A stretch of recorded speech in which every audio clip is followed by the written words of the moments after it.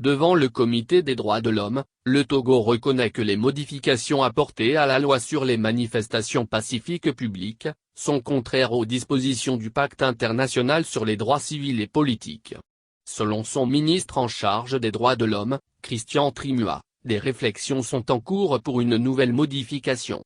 L'information a été donnée par le Togolais, André Kagny-Afanou, coordinateur Afrique centrale et de l'Ouest du Centre pour les droits civils et politiques, CCPR.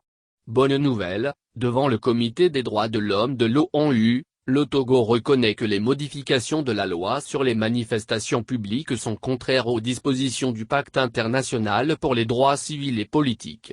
La délégation de l'État annonce même une réflexion en cours dans le sens d'une prochaine modification de ladite loi. Félicitations au gouvernement pour son désir de se conformer, enfin, aux standards.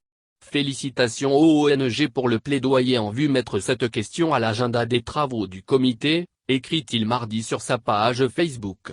La loi N-2011-010 du 16 mai 2011 relative aux conditions d'exercice de la liberté de réunion et des manifestations pacifiques publiques, plus connue sous le nom de loi Bojonak, avait subi un profond toilettage en août 2019.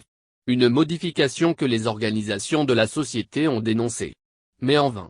Un mois plus tard, c'est-à-dire en septembre 2019, 3 rapporteurs des Nations Unies, dans une lettre adressée au gouvernement, ont estimé que certaines dispositions de la loi révisée sont incompatibles avec le droit international des droits de l'homme. La nouvelle délibération de la loi ou de certaines de ses dispositions, notamment les articles 9, 10 et 17 qu'ils ont demandés, n'a jamais eu lieu.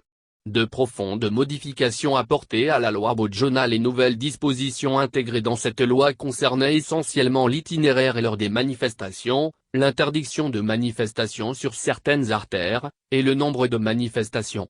Pour les réunions ou autres manifestations pacifiques publiques, l'itinéraire ne doit comporter dorénavant qu'un seul point de départ, un seul tronçon de route et un seul point de chute, article 9.1.